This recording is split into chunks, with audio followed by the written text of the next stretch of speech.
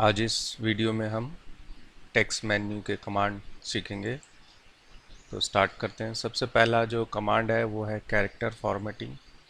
Character formatting में जिस तरह से आप देखेंगे कोई टेक्स्ट आप ड्रैग करते हैं और आपको टेक्स्ट की प्रॉपर्टी यहाँ पर ऊपर दिख जाती है कि आप फॉन्ट लिस्ट यहाँ से कौन सा फॉन्ट लेना चाहते हैं, फॉन्ट का साइज़, बोल्ड, इटैलिक, अंडरलाइन, ये आपका अलाइनमेंट, ये आपके बुलेट्स, ये आपका ड्रॉप कैप, ये सारी चीज़ें आपको जैसे मिल जाती है उसी तरह से ही कैरेक्टर फॉर्मेटिंग के अंदर आपको ये सारी चीज़ें मिलेगी। लेकिन कुछ और चीज़ें जो है इसमें ऐड की गई है, वो क्या है मैं आपको दिखा देता हूँ।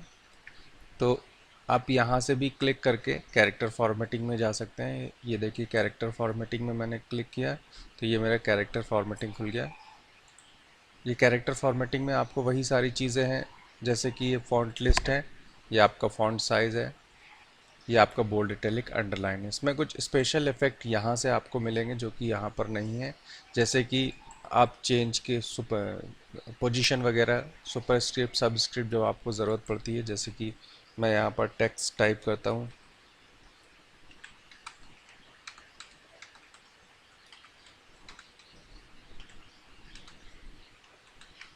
अब यहाँ पर ये देखिए टू जो है वो मुझे सबस्क्रिप्ट में देना है, तो मैंने टू को सिलेक्ट कर लिया और यहाँ पर जाके मैंने ये सबस्क्रिप्ट कर दिया। तो देखिए सबस्क्रिप्ट में हो गया इस तरह से। यहाँ पर मुझे TH को सुपरस्क्रिप्ट देना है, तो ये देखिए मैंने सेलेक्ट किया यहाँ से और ये पोजीशन में जाके सुपरस्क्रिप्ट कर दिया इस तरह से। तो इस तरह से आपको कुछ स्पेशल इफेक्ट कैरेक्टर में देना है, कैरेक्टर के स्पेशल इफेक्ट देना है, तो आप कैरेक्टर फॉर्मेटिंग में जा सकते हैं। उसके अलावा बाकी सारी चीज़ें आपको यहीं बाहर से मिल जाएगी। तो ये आपका कैरेक्टर फॉर्मेटिंग में इतना ही है। आगे बढ़ते हैं। उसके बाद जो है वो है पैराग्राफ फॉर्मेटिंग। अब पैराग्राफ फॉर्मेटिंग क्या है और इसकी ज़रूरत कब पड़ती है, मैं एक पैराग्राफ ले लेता हूँ।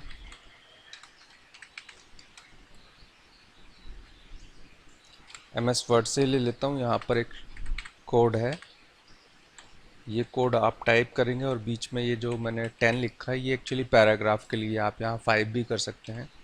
तो ये देखिए मैंने एंटर किया तो ये 10 पैराग्राफ टाइप किया हुआ मैटर मुझे मिल गया। मैं इसे यहाँ से कॉपी कर लेता हूँ, Ctrl+A और Ctrl+C, और मैं वापस अपने कोरल में चला जाता हूँ। यहाँ से मैं इसे पेस्ट कर लेता हूँ।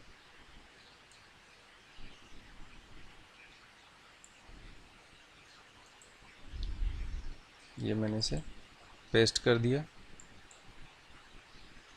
अब ये देखिए ये जो मैटर पेस्ट हुआ है इसकी फॉर्मेटिंग मुझे पैराग्राफ फॉर्मेटिंग के हिसाब से करनी है, तो मैं पैराग्राफ कमांड यूज़ करूँगा। ये जो साइन है ये बता रहा है कि इसमें नीचे टेक्स्ट और है, तो आप इस टेक्स्ट बॉक्स को और नीचे की तरफ ओपन कर सकते हैं। ये देखिए मैंने इस तरह से ओपन कर दिया, तो ये पूरा मेरा एक मैटर तैयार हो गया। अब मैं फॉर्मेटिंग में जाता हूँ। देखिए कैरेक्टर फॉर्मेटिंग जैसे कुछ है तो मैं यहीं से कर सकता हूँ, जैसे कि मुझे इसे जस्टिफाई करना है तो मैंने यहाँ से जस्टिफाई कर दिया। तो देखिए जस्टिफाई हो गया। अब मुझे इसमें ये समझ में नहीं आ रहा कि पैराग्राफ स्टार्ट कहाँ है, एंड कहाँ है, तो उसके लिए मैं इसमें टेक्स्ट में पैराग्राफ फॉर्मेटिंग में जाऊँगा और यहाँ पर स्पेसिंग में क्लिक करूँगा। देखिए स्पेसिंग में मेरे पास यहाँ पर बिफोर पैराग्राफ और आफ्टर पैराग्राफ है, तो ये मैंने बिफोर पैराग्राफ में यहाँ दे दिया जैसे 140। ये देखिए अब सारे पैराग्राफ के बीच में स्पेसिंग आ गई। ये इस तरह से इसमें बिफोर या आफ्टर में कोई एक वैल्यू में भी आप दे सकते हैं। अगर वैल्यू अलग अलग है तभी दोनों में देना बनता है, नहीं तो आप किसी एक में भी दे सकते हैं। जैसे ये इस तरह से मैंने दे दिया। अब ये है लाइन की स्पेसिंग, इन लाइनों के बीच की स्पेसिंग 100% है। अब इसको 1 and 5 कर सकते हैं इतना। ये देखिए इस तरह से। तो ये फॉर्मेटिंग कहलाती है आपकी पैराग्राफ फॉर्मेटिंग। अब इसमें ये देखिए पैराग्राफ जो है वो उसमें इंडेंट नहीं है। इंडेंट मतलब जब हम पैराग्राफ टाइप करते हैं तो उसमें एक टैब प्रेस करके उसको टेक्स्ट आगे से शुरू करते हैं। तो यहाँ पर ये इंडेंट देखिए आपको यहाँ से मिल जाएगा। आप फर्स्ट लाइन में सभी में 0.5, और आप अप्लाई करने के लिए किसी दूसरे सेल में क्लिक कर दीजिए, यहाँ ये अप्लाई हो जाएगा, क्योंकि यहाँ अप्लाई का कोई बटन नहीं बना है। आप यहाँ देखिए क्लिक करेंगे, ये देखिए ये सब में अप्लाई हो गया। इस तरह से। तो ये सारी जो फॉर्मेटिंग है ये कहलाती है पैराग्राफ फॉर्मेटिंग। इसी तरह से आप इस पे कोई ऐसा पैराग्राफ बना रहे हैं जिसमें कि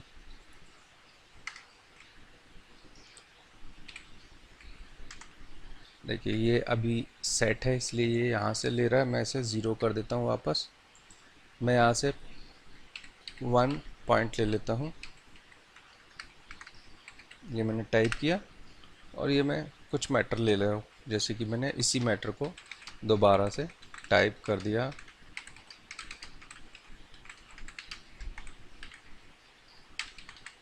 इसी को मैं कॉपी कर देता हूँ, कंटिन्यू, और पेस्ट कर देता हूँ।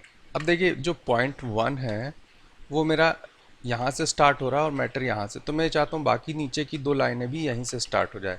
इसको हम हैंगिंग भी बोलते हैं। तो ये मुझे यहीं से मिलेगा, तो उसके लिए मैं इसमें लेफ़्ट में 0.5 का मार्जिन देता हूँ। ये देखिए, तो ये लेफ़्ट में पूरा का जो पूरा मैटर है वो 0.5 से हैंगिंग हो गया है। इस तरह से ये फॉर्मेटिंग हम पैराग्राफ फॉर्मेटिंग में जा कर के कर सकते हैं। तो ये हमारा पैराग्राफ फॉर्मेटिंग हो गया। इसके बाद है इसमें टैब। टैब बाय डिफ़ॉल्ट जो रहते हैं 0.5 का सभी में रहता है। इसके अलावा आप अपना कुछ टैब सेटिंग देना चाहते हैं तो वो आप दे सकते हैं। तो मैं जैसे इसमें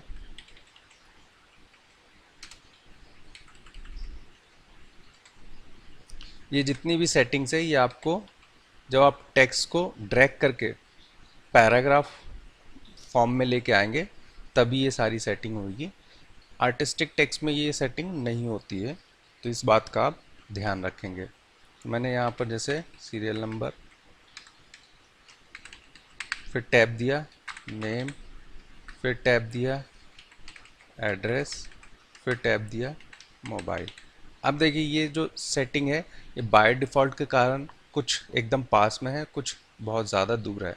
इसे मैं इसके फील्ड के हिसाब से, जैसे नेम में मुझे ज़्यादा ज़रूरत है और एड्रेस में भी बहुत ज़्यादा स्पेस की ज़रूरत है, तो उसको मैं अरेंज कर सकता हूँ। तो उसके लिए पहले मुझे इसे सेलेक्ट करना होगा और इसके टैब को ये यहीं से आप मैनेज भी कर सकते हैं, चाहे तो यहाँ से भी मैनेज कर सकते हैं। तो यहाँ पर मैं जाऊँगा टैब में, पहले तो जितने भी टैब से मैं इनको रिमूव कर दूंगा जो पहले से बने। तो ये देखिए रिमूव ऑल किया, प्रीव्यू देखा, ये रिमूव हो गए। अब फर्स्ट टैब मुझे चाहिए जो ये नेम वाला, सीरियल नंबर यहीं से स्टार्ट हो, नेम थोड़ा दूर से, तो नेम जैसे मैं चाहता हूँ कि 0.75 से स्टार्ट हो, तो ये मैंने ऐड कर दिया। देखिए ये ऐड हो गया।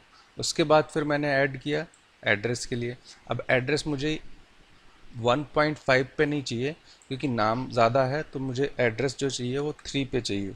मैंने 3 सेट किया, यहाँ पर क्लिक कर दिया, ये देखिए 3 पे सेट हो गया एड्रेस। अब मोबाइल है, फिर मैंने ऐड किया तो मोबाइल फिर 3.7 पे ऐड हुआ। वो 7.75 वैल्यू यहाँ ऐड है, इसलिए वो अगला टैब में ये ऐड किया। मुझे ये इसे रिमूव करके मैंने इसे 6 पे कर दिया और क्लिक कर दिया, ये देखिए 6 पे हो गया। देन आप इसे ओके कर सकते हैं। अब आप इसमें टाइप कर दीजिए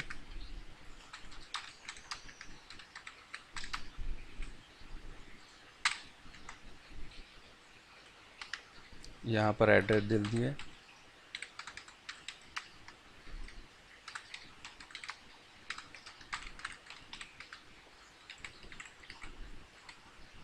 ये मोबाइल नंबर, इसी तरह से दूसरा। तो ये इस प्रकार से आप टैब सेटिंग कर सकते हैं।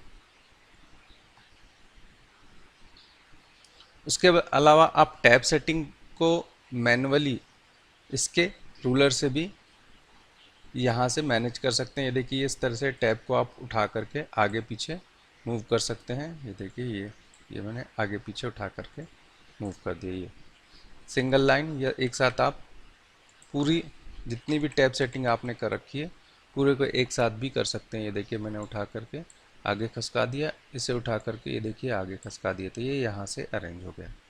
तो ये है आपका टैब सेटिंग।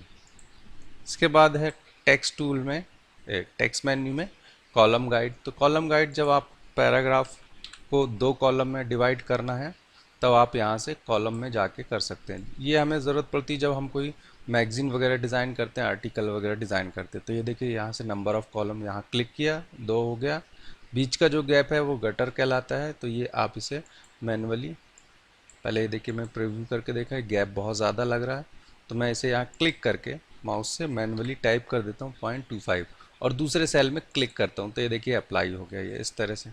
ठीक है, आप इसे ओके कर दीजिए। ये मैंने ओके कर दिया, ये हो गया मेरा। अब आप इसमें कोई हेडिंग देना चाहते हैं इस आर्टिकल की, तो आप इसमें बाहर या कहीं भी टाइप कर सकते हैं।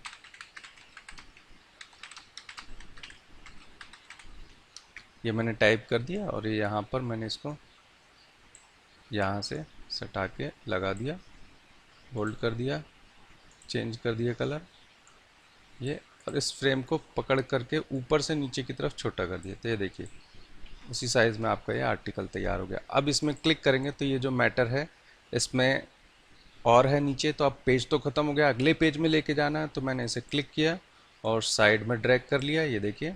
और अगले पेज के लिए मैंने एक पेज प्लस किया और इसे यहाँ पर बीच में सेट कर दिया। और इसमें भी मैं कॉलम में जा कर के 2 कॉलम इसमें डिवाइड कर देता हूँ इस तरह से। तो ये टेक्स्ट मेन्यू के जो कमांड थे आपने देख लिए कि किस तरह से इसमें हम ले सकते हैं। इसको फ्रेम को आप क्लोज भी कर सकते हैं ताकि ये आपस में डिवाइड हो जाए। ये कॉलम गाइड यहाँ पर मैंने 0.2, ये देखिए ओके इस तरह। तो ये आपने देख लिया टेक्स्ट मेन्यू के कमांड, हमने कॉलम तक देख ली। तो इस वीडियो में इतना ही, तब तक के लिए धन्यवाद।